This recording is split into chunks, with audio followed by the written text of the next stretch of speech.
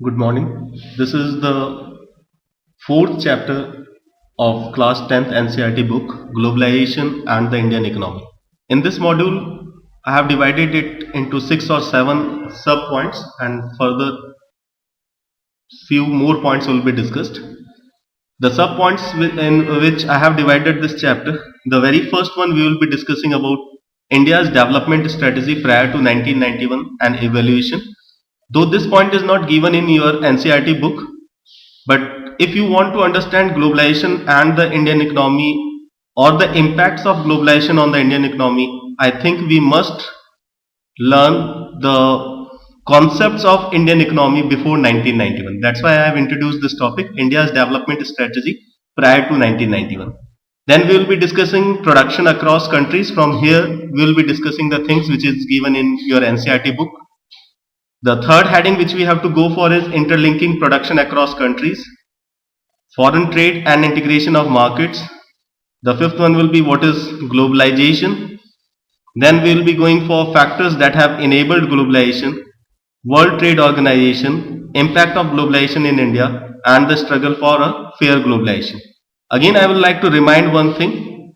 These points starting from the second one, that is production across countries, and coming down to the last one, that is the struggle for a fair globalization. All these points have been covered in your NCERT class 10th book. But the first one, that is India's development strategy prior to 1991 and evolution. This one is not given in the book. I am just introducing this so that we can have a better understanding of the chapter. So let us move towards the first heading, that is India's development strategy prior to 1991 and evolution. India got independence in 1947, and if you remember some points from history, this one was the time period after the Second World War, and the world was ruled by the two power blocks. One was USSR, the socialist, and the another one was USA, the capitalist. Let me make the difference between capitalist and socialist.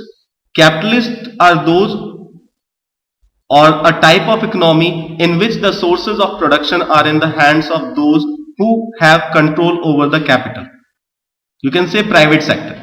In private sector, an individual or a group of individuals are owning the sources of production, and overall they are the owner of the industry, services, whatever is there, and their main aim is to have profit. Socialism that developed somewhere in erstwhile Russia and USSR, it said that all the sources of production are owned by the government and the profit will be distributed as per the contribution of the workers. So the time India got independence, these two type of economies were prevailing over the world, the capitalist and the socialist, and obviously we had to choose from one. Either we had to go for capitalism or we have to go for socialism. But the main problem in front of our country was that if we went for the type of economy that is capitalism, in our country we were not having those wealthy people or that much of wealthy people who can generate all sources of production for the complete country. Our country had just got the independence, and if we wanted to have a capitalist type of economy, we needed a lots of resources. We needed a lots of individuals who were having that much of sources so that each and every need can be fulfilled. And at that time, lots of poverty and unemployment was prevailing. If we would have anyhow given or adopted this type of economy, as the main aim of the capitalist is to earn profit, that would have created a lots of problem in the country. Most of the people were poor, they were unemployed, and if the main aim is to get profit out of these people, obviously this type of economy was not going to sustain in our country. The second one was the socialist economy, and even that was not possible for us because government at that time was not having that much of resources so that it can own all the sectors of production. So we went for a in-between passage, or we adopted a in-between way, in between something which was between the capitalist and socialist, and we went for a mixed economy. Here you can see in the first point, prior to 1991, India followed a mixed economy. Now what is mixed economy? Mixed economy says that we will be having both public as well as private sector. Some sectors will be given in the hands of the private people and some sectors will be controlled by public sector, that is the government sector. Now the question was which industries or which sector will be under the control of private and which one will be in the hands of public. So industries that were critically important for the economy were retained by the government, or we can say that the basic industries and the basic services were retained by the government. Let us take the example of iron and steel company. If we take the example of iron and steel company, these type of industries were basically held by the government because iron is the base of all modern industries. With the help of iron, all the machines are made, and with these machines, the various consumer goods are made. So if the cost of iron is more, obviously the cost of the consumer goods will be high. And overall, it will create problems for the common people. So the government wanted to retain all the iron industries in their hand. If you remember the mineral and power resources or the industries chapter of geography, there are 10 integrated iron and steel plants in our country, and out of these 10, 9 are there in the public sector, only one TISCO is in the private hand. So government wanted to control all the industries which were critically important for the economy, and these were retained by the government. It was felt that this would provide necessary resources to undertake developmental activities, because government will provide all these necessary resources at a minimized rate without thinking of any profit, and with the help of these basic industries, the private sector can go for the consumer industries. If we come toward the second point, private sector was allowed to establish industries and businesses, but was subject to controls and regulations. Because as I have already said that the main aim of the private industries or the private sector is to earn profit. That's why they were put under the controls and regulations. Because the main aim of the government is the welfare of the people. It was not possible for the government to operate in each and every area. So some areas were opened for the private sector, but they were put under controls and regulations, so that even if they are earning profit, it should not be something which will be very much uncontrollable, or which is going to put a negative impact on the common people. The reason for putting the controls and regulations over the private sector was so that resources and wealth would not get concentrated in a few hands. It should be distributed among all. If we come towards the third point, in case of public sector, here I will have to put this is T should be kept over here. In case of public sector, the government invested a considerable share of revenue and started many public sector enterprises. The purpose behind this strategy was to eliminate poverty, reduce inequalities in the distribution of income and wealth, and achieve common economic growth with social justice.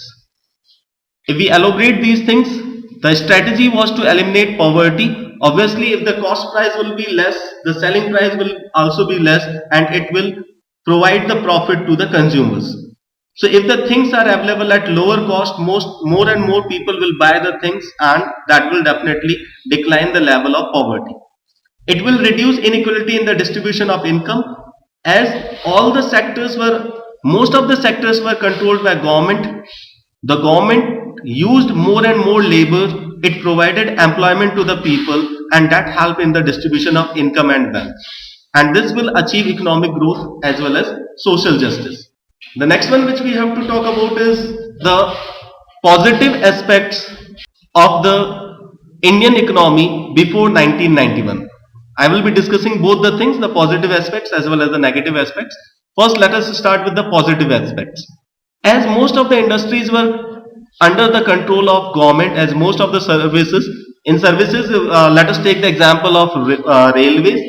It is the basic lifeline of transportation in the country.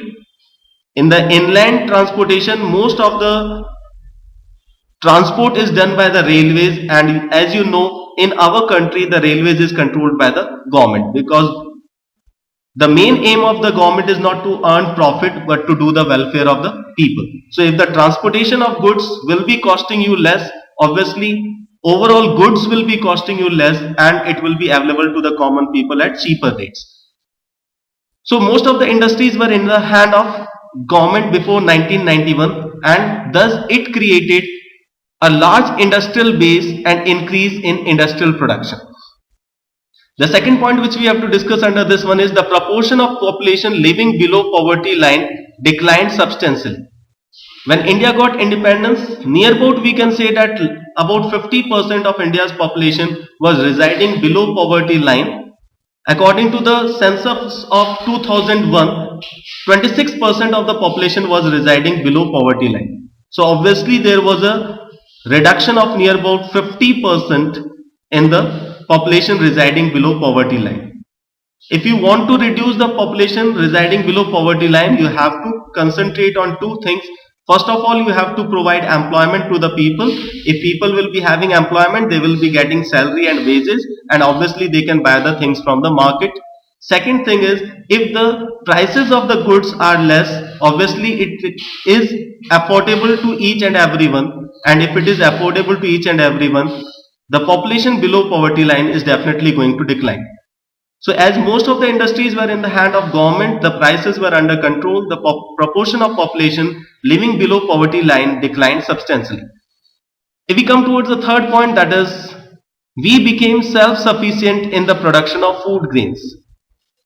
The government started programs like Green Revolution in the 1970s, under which it provided the basic necessities to the farmers, and with the help of these basic necessities, like the various dams were created, the various canals were created, the various laboratories were established, the various fertilizer industries were established. All these things provided the basic requirement to the farmers, and with the help of these basic requirements they went for the green revolution, especially in states like Punjab and Haryana, and that saw a rapid rise in the overall food grain production, and somewhere we became self-sufficient in the production of food grains.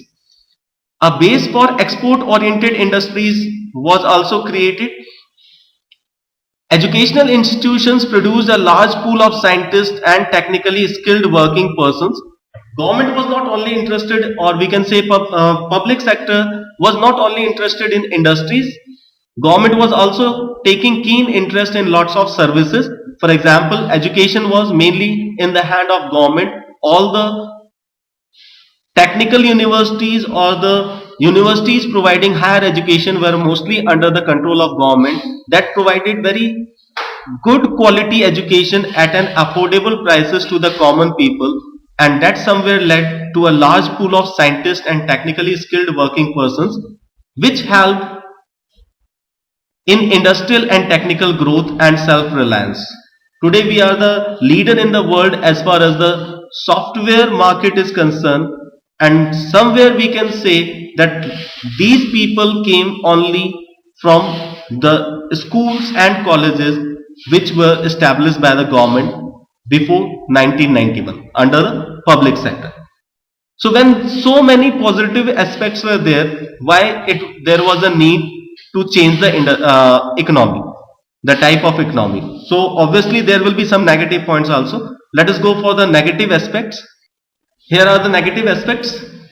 The very first one is industrialization did not take place as expected. During 1965 to 80, the growth rate of industrial production declined to 4% per annum as compared to 8% in 1950 to 65. This is totally a different lookout. Means when the complete production was in the hand of government, even then its main aim was to have the welfare of the people. Even then it saw a decline in the industrial production. It came down from 8% to 4%, near about 50% decline was there. So why there was a decline? Why the industrial production was declining?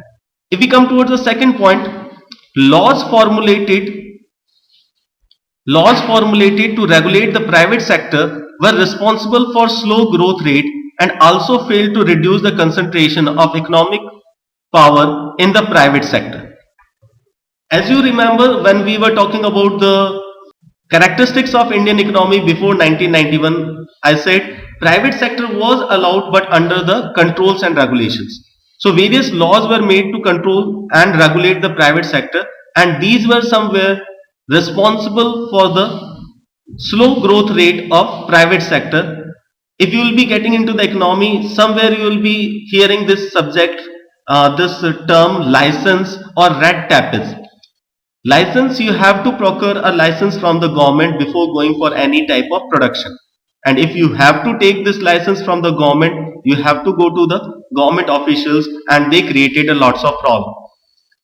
So the private sector was not very much interested in going for the industries, that led to the decline in the economic sector or in the industrial sector. Or we can say, as the government was putting control over their profit, if the private sector is not getting profit, obviously they will not be interested in the production.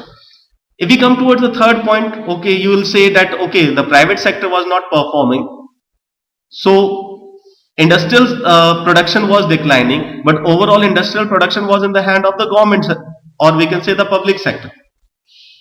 So where there was a decline, and even if there was a decline, it should be of 1 or 2%. It is showing 50% decline. If we talk about the public sector was also having problems. For example, corruption, lack of efficiency in work, and ineffective management became common features in the public sector enterprises. As the main aim of the government was to go for the welfare of the people, government wanted to provide them employment, government wanted to control the poverty. So even if a person is not performing up to his capacity, he or she is not denied the job. This is not a feature of private sector. Private sector, if you are giving 100% to the private sector, after getting the profit out of that 100%, whatever will be left, that will be distributed among the workers. You have to give 100% and more than 100% to the private sector, only then you can exist in the private sector. But the main aim of the public sector was to provide employment, to reduce poverty, to go for the welfare of the people. So even if the people were not giving 100% or not working up to their efficiency, the government was not denying them any employment. They were continued. And this goes against the human tendency. If you are given rest and even after that you are given as marks as you want, I don't think you will be going for the studies. Generally it happens. So even the people were not putting the maximum out of them. There were corruption, there were lack of efficiency in work and ineffective management, and many public sector enterprises or public sector industries started making losses. The official machinery which was created to regulate and run the private sector smoothly had become a major hindrance to its development. And in the previous points, I have talked about one particular thing, and that was license. Whenever a industry was established, first of all, you have to procure a license from the government, and to issue this license, the government machinery or the official machinery created a lots of hindrance. It was also a part of area where lots of corruption was there, and private sector was not at all interested. So this led to a decline in overall the industrial production, and it had a very negative impact on Indian economy. If we go for the next heading, that is need for reforms. We continued with this type of economy till 1980s. If I present a particular example, when the government invested around 18,200 crore in 1980-81 towards central public sector enterprises, rather than making profits, they incurred a losses to the tune of rupees 203 crores. Obviously, if you are working like this, the economy cannot run. If you have to invest, you must get returns. If you will be getting returns, it can again be invested, and if you are getting returns, it can be invested again and again. That will create more employment, that will create more luxuries in the life. But if you are having loss, then from where the money will come? You are not generating money at your own. So the simplest thing can be to borrow the money, and government started borrowing the money from various sources. So we started borrowing the money since 1980s. But by 1991, we were facing an acute shortage of money.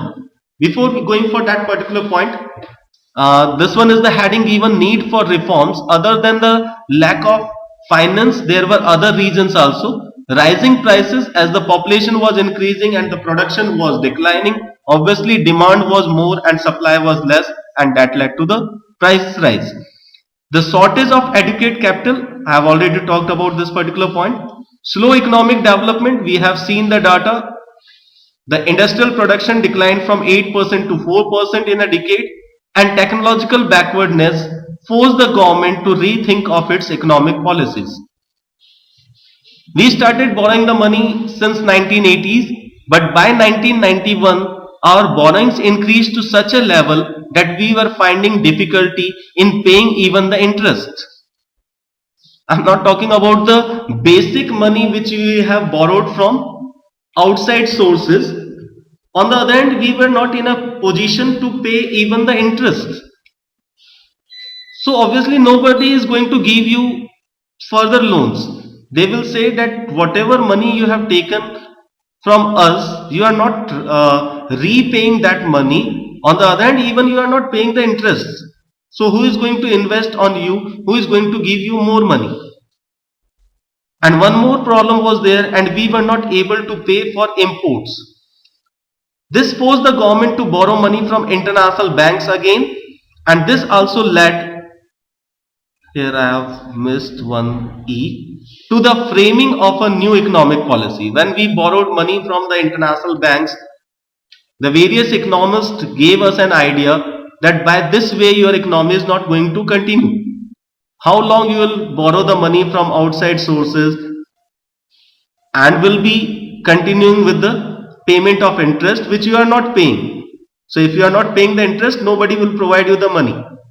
The better way is to generate money in your economy only. And if you want to generate money in your economy, you will have to change your economic policies.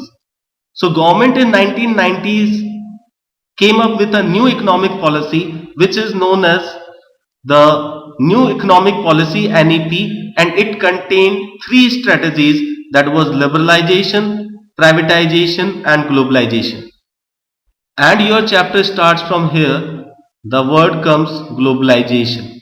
So we have to discuss this particular word, what is globalization and how it works and what are its various aspects. So in the next module I will be starting basically the class 10th NCERT chapter number 4, that is globalization and its impact on Indian economy. Thank you.